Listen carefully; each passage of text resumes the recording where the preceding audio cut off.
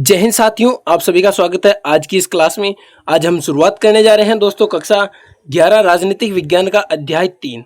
हमने दोस्तों अध्याय 2 और अध्याय 1 बहुत ही अच्छी तरीके से कंप्लीट कर लिया। उसका अगर आपने दोस्तों वो क्लासें नहीं देखी है तो प्लेलिस्ट में जाइए, वहाँ पर आपको देखने को मिल जाएगी। आज हम शुरुआत करने वाले हैं दोस्तों अध्याय 3 चुनाव और प्रतिनिधित्व। बहुत ही अच्छा पार्ट है दोस्तों। जिस तरह से 2 पार्ट हमने बहुत ही अच्छे लेवल तक कंप्लीट किए हैं, इसको भी अच्छे लेवल तक कंप्लीट करेंगे।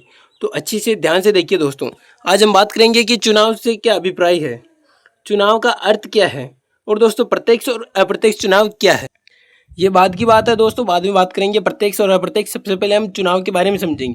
हमने दोस्तों कई बार आपने सुना होगा कि आज तो प्रधानमंत्री के चुनाव है, यानी दोस्तों प्रधानमंत्री के तो अप्रत्यक्ष रूप में होते हैं, यानी कि आपने सुना होगा सरपंच के चुनाव है, एमएलए के चुनाव है, सांसद के चुनाव है। इस तरह से दोस्तों आपने चुनावों के बारे में बहुत सुना होगा, और दोस्तों आपके घर वाले भी इसके बारे में चर्चा करते होंगे, और दोस्तों कहीं बार वोट देने गए होंगे, जिसके साथ आप भी गए होंगे, वहाँ का वातावरण आपने अनुभव किया होगा। तो क्या होता है कि दोस्तों पहले वोट किस तरह से होता था, मतदान पेटी होती थी। उसमें क्या है कि दोस्तों जैसे कोई भी चुनाव चिन्ह है उसका एक कागज रख लेते और उस चुनाव चिन्ह का कर लेते और उस मतदान पात्र में डाल देते थे। फिर उनको क्या दोस्तों अलग अलग करते और ये देखते कि सबसे ज़्यादा मत किसके आए और किसके कम आए, उस हिसाब से वहाँ पर होती थी। लेकिन आज क्या है दोस्तों, टेक्नोलॉजी का ज़माना हो गया, तो ईवीएम मशीन के माध्यम से वोटिंग होती है। ईवीएम के माध्यम से किससे दोस्तों, ईवीएम, यानी दोस्तों ईवीएम में क्या होता है कि जैसे यहाँ पर किसी का नाम होगा उम्मीदवार का, उसका चुनाव चिन्ह होगा और फिर इसके सामने एक बटन होगा जिसको हम प्रेस करेंगे तो उसको दोस्तों वो वोट चला जाएगा। इस तरह से दोस्तों आज की सुविधाएं हैं। तो हम बात करते हैं दोस्तों चुनाव से क्या अभिप्राय है इसके।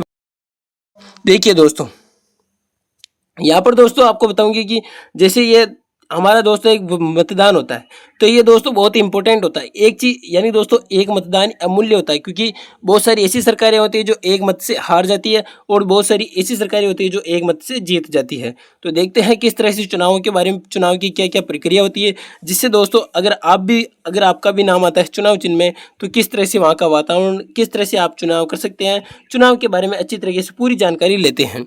तो चुनाव से क्या अभिप्राय है इसके बारे में हम चर्चा कर लेते हैं कि चुनाव से क्या अभिप्राय है। किसी भी फैसले को लेने में सभी नागरिकों का प्रत्यक्ष रूप से भाग नहीं ले सकते, यानी दोस्तों कोई भी जैसे एरिया हमारा गांव है तो उसमें दोस्तों सभी नागरिकों के हित में सभी के नागरिक हैं वो दोस्तों सभी प्रत्यक्ष रूप से जो क्या है कि दोस्तों फैसले नहीं ले सकते, क्योंकि दोस्तों सबकी अलग अलग राय होती है और सभी एक प्रकार से वो प्रत्यक्ष रूप से भाग नहीं ले सकते। यानी दोस्तों प्रत्यक्ष रूप का मतलब होता है जैसे मैं मेरी समस्या है उनको मेरे स्तर पर सॉल्व करने का प्रयास करूं। इस तरह से सभी प्रकार के जो सभी नागरिक हैं उन सभी के फैसलों को प्रत्यक्ष रूप से सभी नागरिक एक साथ क्या कर सकते हैं दोस्तों, भाग नहीं ले सकते, इनको नहीं सुलझा सकते। तो इसलिए क्या होता है कि दोस्तों जनता जिस प्रक्रिया द्वारा अपने नेता को, अपने प्रतिनिधि को चुनती है, वो दोस्तों वह प्रक्रिया क्या कहलाती है, चुनाव कहलाती है। यानी कि दोस्तों जैसे आपको समझाना चाहूँगा कि जैसे एक गांव है दोस्तों, वहाँ पर बहुत सारे लोग हैं, जनसंख्या है, तो उनमें से क्या होता है कि दोस्तों जो ऐसे अनुभवी दोस्तों चुनाव चिन्ह यानी दोस्तों प्रतिनिधि के लिए खड़े होते हैं, यानी दोस्तों बहुत सारे होते हैं। और दोस्तों सभी नागरिक जिनको दोस्तों अधिक वोट मिलता है, सभी नागरिक क्या करते हैं दोस्तों, उनको चुनते हैं कि सबसे ज़्यादा लोकप्रिय ये है, ये विकासशील है, ये विकास करवाता है। और दोस्तों कोई दूसरा है तो उसको बहुत कम वोट मिलते हैं, तो जिसको ज़्यादा मिलते हैं वो क्या दोस्त लोकप्रिय, यानी दोस्तों लोकप्रियता होती है, और दोस्तों उसको अनुभव होता है कार्य करने का। तो वो क्या होता है दोस्तों, जनता का प्रतिनिधि होता है। तो वो क्या करता है कि अपने नेता प्रतिनिधि को चुनते हैं, और जो जिस विधि से, जिस प्रक्रिया से दोस्तों जनता अपने प्रतिनिधि को चुनती है वो क्या कहलाता है दोस्तों, चुनाव कहलाता है। अब और चर्चा करते हैं इसके बारे में कि चुनाव जिस प्रक्रिया द्वारा जनता, यानी दोस्तों चुनाव जो प्रक्रिया है, जिस प्रक्रिया द्वारा जनता जिस व्यक्ति को चुनकर संसद या विधानसभा, यानी दोस्तों संसद, यानी दोस्तों संसद में सांसद जाते हैं, और विधानसभा में एमएलए का नाम सुना होगा दोस्तों आपने। एमएलए की दोस्तों आपने कई बार सुना होगा, मेंबर ऑफ लेजिस्लेटिव असेंबली, इस तरह से उसकी फुल फॉर्म होती है, यानी दोस्तों एक प्रकार का विधायक।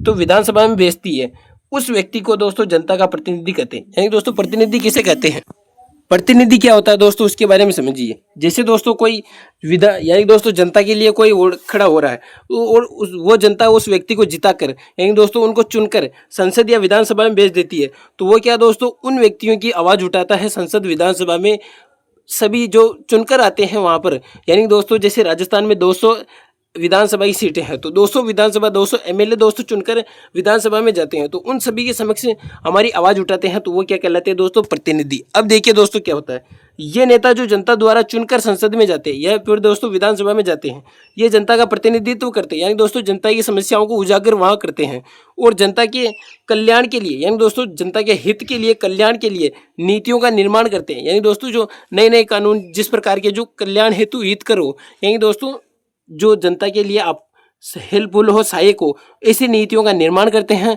और दोस्तों देश के लिए कानून बनाते हैं। यानी दोस्तों यही लोग होते हैं जो जनता द्वारा चुनकर जाते हैं विधानसभा में, संसद में जाते हैं, तो ये क्या करते हैं दोस्तों, जनता के हित के लिए नए नए कानून व्यवस्था तैयार करते हैं। फिर क्या होता है देखिए दोस्तों, लोकतंत्र के प्रकार। अब देखिए दोस्तों लोकतंत्र के प्रकार कौन कौन से हैं। तो लोकतंत्र के दो प्रकार है दोस्तों, प्रत्यक्ष लोकतंत्र, अप्रत्यक्ष लोकतंत्र। अब ये क्या है, प्रत्यक्ष लोकतंत्र का मतलब तो ये होता है कि जैसे दोस्तों हम किसी में प्रत्यक्ष रूप से भाग ले रहे हैं, यानी दोस्तों कोई जनता है तो प्रत्यक्ष रूप से जिस जिस कार्य को करने में प्रत्यक्ष रूप से भाग ले रही है, उसके द्वारा वो कार्य हो रहा है, तो वो क्या है दोस्तों, प्रत्यक्ष है। यानी दोस्तों लोग खुद अपना प्रतिनिधि जैसे दोस्तों चुनते हैं, तो वो क्या दोस्तों प्रत्यक्ष रूप से चुनकर भेज रही है उसको, यानी दोस्तों प्रत्यक्ष रूप से उसका चुनाव कर रही है। या फिर दोस्तों कोई किसी भी कार्य को कर रहा है, तो वो जैसे एक एमएलए है दोस्तों, वो कानून बना रहा है, मान लो जैसे दोस्तों, तो वो कानून खुद बना रहा है, तो वो प्रत्यक्ष रूप से उस कानून को बना रहा है। इस तरह से वो प्रत्यक्ष लोकतंत्र। और अप्रत्यक्ष का मतलब होता है जैसे दोस्तों हम विधानसभा में जैसे दोस्तों एमएलए को चुनकर भेजते हैं 200 एमएलए, तो वो 200 मिलकर क्या करते हैं दोस्तों, चुनाव करते हैं और मुख्यमंत्री का चुनाव करते हैं। क्या करते हैं दोस्तों, मुख्यमंत्री का। तो मुख्यमंत्री को तो हमने नहीं चुना है, लेकिन हमारे द्वारा चुने गए वो चुनते हैं, तो यानी दोस्तों अप्रत्यक्ष रूप से उसका चुनाव होता है। तो मुख्यमंत्री का चुनाव किस प्रकार होता है दोस्तों, अप्रत्यक्ष। आपको बहुत ही अच्छी तरीके से समझ में आ गया होगा दोस्तों कि प्रत्यक्ष लोकतंत्र क्या है और अप्रत्यक्ष। इसके बारे में और अधिक चर्चा कर लेते हैं दोस्तों, क्या होता है देखिए। प्रत्यक्ष लोकतंत्र और अप्रत्यक्ष लोकतंत्र में क्या अंतर है, इसके बारे में चर्चा करते हैं। प्रत्यक्ष लोकतंत्र में जनता रोजमर्रा, यानी दोस्तों हमारी रोजमर्रा का मतलब कि हमारी जिंदगी में जो रोज के कार्य हैं, जो फैसले, यानी दोस्तों रोजमर्रा के फैसले और सरकार चलाने में सीधे भाग लेते हैं। यानी दोस्तों जैसे कोई हमारी रोजमर्रा की जिंदगी में जो हम काम कर रहे हैं, तो उसमें प्रत्यक्ष रूप से हम भाग ले रहे हैं, तो सरकार को चलाने में सीधे भाग लेते हैं। वो क्या दोस्तों, प्रत्यक्ष लोकतंत्र में।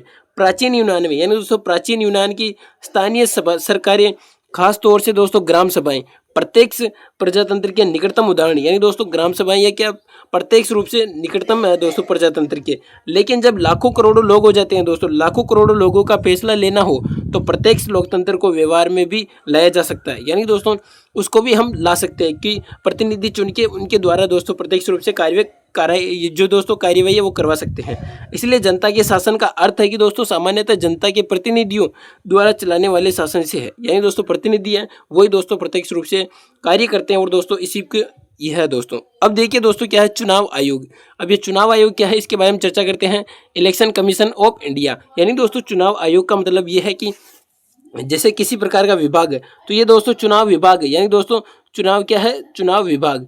चुनाव आयोग ये क्या करता है दोस्तों, जैसे दोस्तों किसी प्रकार दोस्तों जैसे दोस्तों सरपंच, हमारे ग्राम सभा में जो सरपंच के चुनाव होते हैं, तो ये क्या करते हैं, चुनाव आयोग दोस्तों पहले आचार संहिताएं जारी करता है कि कोई प्रचार प्रसार नहीं करेगा, इस तरह की जो प्रतिबंध होते हैं वो लगाते हैं उम्मीदवारों का। यानी दोस्तों चुनाव आयोग का कार्य क्या है कि चुनाव करवाना, बहुत ही निष्पक्ष और दोस्तों अच्छी तरीके से चुनाव कराना, एक उम्मीदवार को उसका नाम और दोस्तों चुनाव चिन्ह देना, ये इसका काम है दोस्तों। अच्छी तरीके से इसके बारे में चर्चा करते हैं दोस्तों चुनाव आयोग क्या है। अब देखिए दोस्तों भारत में चुनाव करने के लिए चुनाव आयोग है दोस्तों। अब क्या है कि भारत के संविधान के अनुच्छेद 324 में, यानी दोस्तों 324 में निर्वाचन आयोग का वर्णन है। निर्वाचन आयोग का मतलब दोस्तों निर्वाचन आयोग चुनाव आयोग है कि किस तरह से चुनाव होना है, किस तरह से इलेक्शन होना है, उसके बारे में 324 अनुच्छेद में हमारे को वर्णन मिलता है। भारत के निर्वाचन आयोग में मदद करने के लिए दोस्तों राज्य में एक मुख्य निर्वाचन अधिकारी होता है। यानी कि दोस्तों जैसे एक राज्य है, जैसे राजस्थान है, तो एक राज्य में दोस्तों एक मुख्य निर्वाचन अधिकारी होता है जो इसकी देखरेख में चुनाव की रूपरेखा तैयार की जाती है। फिर क्या होता है देखिए दोस्तों, निर्वाचन आयोग स्थानीय निकायों, यानी दोस्तों स्थानीय निकायों के चुनाव के लिए जिम्मेदार नहीं होता है। यानी जैसे दोस्तों किसी प्रकार के मगर छोटे मोटे जो चुनाव करवाने, इसके लिए दोस्तों मुख्य निर्वाचन आयोग है वो जिम्मेदार नहीं होता है। इसके लिए राज्यों में राज्य निर्वाचन आयुक्त होते हैं दोस्तों। क्या होते हैं कि जैसे सरपंच, इस तरह के जो चुनाव होते हैं स्थानीय, इनमें दोस्तों राज्य में निर्वाचन आयुक्त होते हैं जो निर्वाचन आयोग से अलग कार्य करते हैं। यानी दोस्तों ये दोनों अलग अलग चीज़ हैं। अब देखिए दोस्तों क्या होता है, भारत का चुनाव आयोग, यानी दोस्तों भारत का चुनाव आयोग बिना किसी दबाव के काम करता है। चुनाव आयोग में 3 सदस्य निर्वाचन आयोग नियुक्त होंगे। यानी कि दोस्तों चुनाव आयोग है उसमें 3 सदस्य निर्वाचन आयुक्त नियुक्त होंगे।